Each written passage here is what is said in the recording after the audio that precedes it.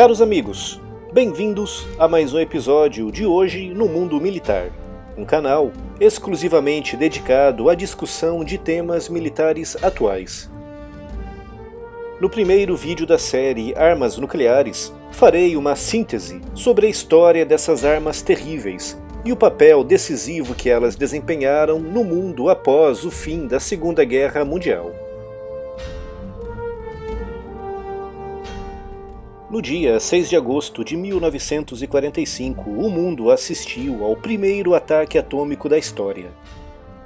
Tratou-se de um evento que foi muito destacado e debatido no meu outro canal, o Hoje na Segunda Guerra Mundial, cujo link está na descrição do vídeo. Aquele ataque, seguido pelo bombardeio atômico de Nagasaki no dia 9 de agosto, marcou o início de uma nova era. O advento das armas atômicas mudaria para sempre o nosso mundo. Em 1945, as bombas atômicas eram uma grande novidade, com os Estados Unidos sendo a única potência nuclear do globo. Algo que mudaria 4 anos depois, quando a União Soviética, graças a uma extensa e muito eficiente rede de espiões, conseguiu apropriar-se de importantes segredos norte-americanos, facilitando e acelerando bastante o programa atômico de Stalin, o que resultaria no primeiro teste de uma bomba atômica soviética no dia 29 de agosto de 1949. A partir daí, com o mundo dando os primeiros passos na Guerra Fria, que foi destacada ontem em vídeo aqui no canal, nasceria o chamado equilíbrio do poder entre ambas as superpotências. Entre 1945 e 1949, os Estados Unidos eram os únicos capazes de detonar armas atômicas, e teoricamente, poderiam tê-las utilizado contra qualquer outro país do mundo. Mas a partir de 1949, essa liberdade de ação acabou, já que poderiam ser contra-atacados com o mesmo tipo de arma. Essa é a síntese do equilíbrio do medo, cujos efeitos se fazem sentir até hoje em todo o mundo.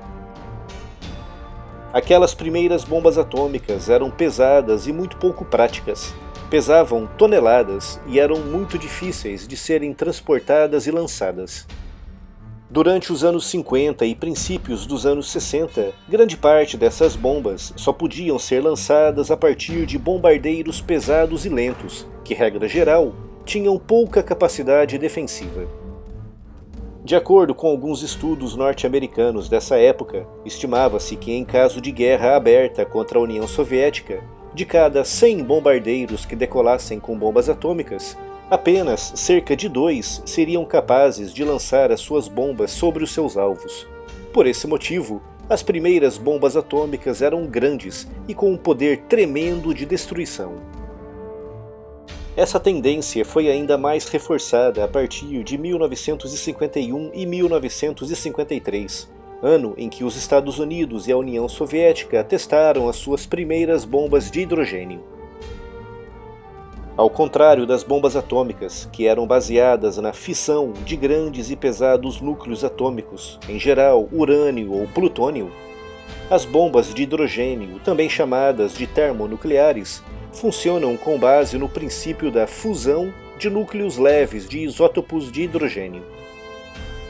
A energia necessária para a fusão nuclear é tão grande que essas bombas usam bombas atômicas de fissão como estopim. O resultado é uma tremenda e colossal produção de energia, que numa bomba nuclear se traduz num poder de destruição de proporções gigantescas. E nos anos 50, por conta dessa limitação dos bombardeiros, as bombas termonucleares tinham um elevado poder de destruição, pois mesmo que de 100 apenas 2 atingissem o alvo, essas 2 seriam suficientes para destruí-lo por completo. Eram bombas com 5, 6, 7 ou até mesmo 10 megatoneladas, ou o equivalente a 450 vezes o poder de destruição da bomba lançada sobre Nagasaki. Essa tendência atingiu seu auge quando em 1961 a União Soviética desenvolveu a bomba Tsar, uma bomba termonuclear com um poder de destruição de 50 megatoneladas. mas era pesada e muito pouco prática de ser utilizada, motivo pelo qual foi encarada mais como uma peça de propaganda do regime soviético. Mas a partir do final dos anos 50 e início dos anos 60, com o aparecimento dos ICBM, sigla em inglês para Míssil Balístico Intercontinental, essa tendência começaria a mudar. Se antes as bombas tinham que ser grandes, pois já contavam que muitas seriam destruídas antes de atingirem os alvos, com os mísseis balísticos esse risco simplesmente não existia, já que uma vez lançado com sucesso e graças à sua incrível velocidade, era praticamente impossível de ser interceptado. Em situação de guerra, após dada a ordem de lançamento, os primeiros alvos começariam a ser atingidos em menos de 15 minutos, com o conflito concluindo-se ao fim de apenas 50 ou 60 minutos.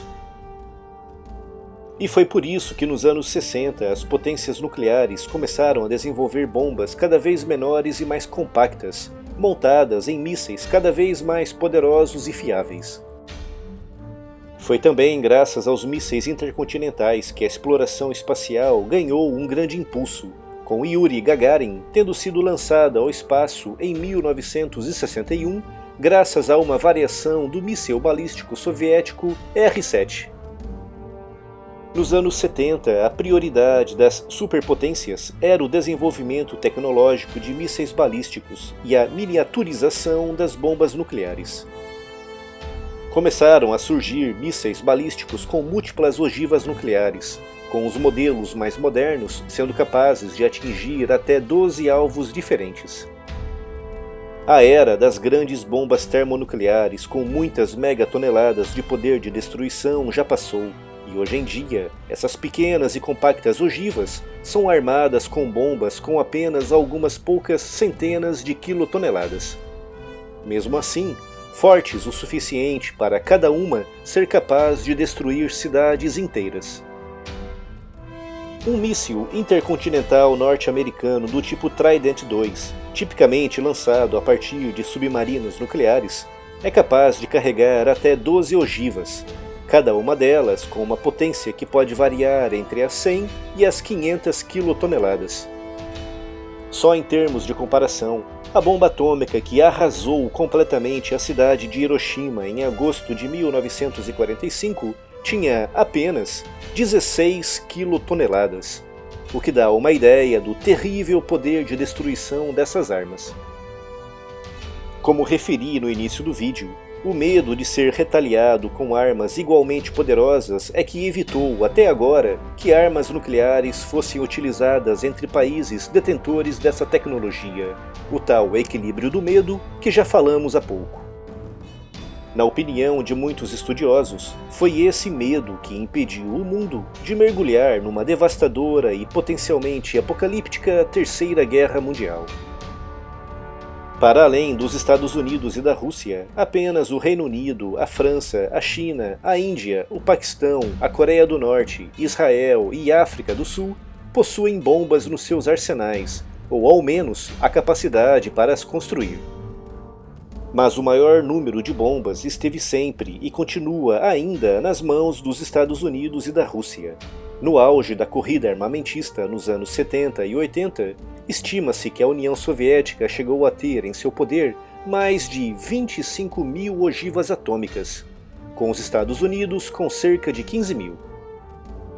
Apesar de grandiosos, esses números são redundantes, já que bastam pouco mais de 1000 bombas para que as infraestruturas de continentes inteiros sejam completamente destruídas, catapultando a civilização de volta para a Idade do Bronze. Ao longo das décadas foram desenvolvidas muitas formas para o lançamento dessas terríveis armas, desde silos subterrâneos até lançadores móveis terrestres. Mas o mais letal de todos foi, sem dúvida, o submarino nuclear. Essas plataformas de lançamento de mísseis podem permanecer no mar por longos meses e, em caso de guerra nuclear, podem se esconder debaixo da calota polar, aguardar pacientemente pela melhor oportunidade e então lançar a sua carga mortal. Por exemplo, um submarino norte-americano da classe Ohio é capaz de transportar 24 mísseis Trident, cada um deles com 12 ogivas apontadas para alvos diferentes, o que significa que um único submarino é capaz de atingir 288 alvos diferentes com ogivas de 100 a 500 quilotoneladas. Como a frota de submarinos da classe Ohio é composta por 18 submarinos, apenas os mísseis lançados por eles são capazes de atingir o impressionante número de 5.184 alvos. Só para terem uma ideia, o Brasil tem no total 5.570 municípios, o que significa que apenas os 18 submarinos da classe Ohio seriam capazes de lançar uma ogiva de até 500 quilotoneladas em cima de praticamente cada uma das cidades brasileiras. É muito poder de destruição num só lugar. E para além dos submarinos da classe Ohio, também existem muitas outras classes de submarinos capazes de lançar mísseis nucleares, com destaque para a classe russa Typhoon, que foi recentemente destacada aqui no canal. Após o fim da União Soviética em 1991, o mundo começou a assistir a uma lenta, mas gradual diminuição no número de ogivas nucleares ativas. Estima-se que neste momento existam no mundo cerca de 16 mil ogivas nucleares, ou seja, mais de 10 vezes o número necessário para destruir toda a civilização como a conhecemos. De um ponto de vista meramente técnico, não é muito difícil construir uma bomba nuclear. A maior dificuldade em todo o processo é obter o combustível necessário para sua detonação. As bombas atômicas de fissão nuclear, como as utilizadas contra Hiroshima e Nagasaki, são utilizadas como estopim para as bombas de hidrogênio e exigem doses de urânio ou de plutônio enriquecidos a um nível elevadíssimo. Só para terem uma ideia, o urânio-235 utilizado nos reatores nucleares para a produção de energia devem ser enriquecidos a um nível de 3 a 4%. Mas para serem utilizados em bombas atômicas, esse nível de enriquecimento deve ser superior aos 90%. Trata-se de uma tecnologia cara e difícil de ser dominada, tanto que neste momento apenas 14 países a dominam, incluindo o Brasil e a Argentina. Graças ao Tratado de Não Proliferação de Armas Nucleares, criado em 1970 e do qual fazem parte 190 países, com o Brasil incluído, o número de países detentores de armas nucleares não tem aumentado nos últimos anos, à exceção da Índia, do Paquistão e da Coreia do Norte. O programa nuclear brasileiro neste momento restringe-se à utilização pacífica desse tipo de energia, mas teoricamente acredita-se que o Brasil tem a capacidade para enriquecer o urânio ao nível de utilização militar. O programa nuclear brasileiro para fins militares será destacado num vídeo específico sobre o tema a ser publicado em breve aqui no canal.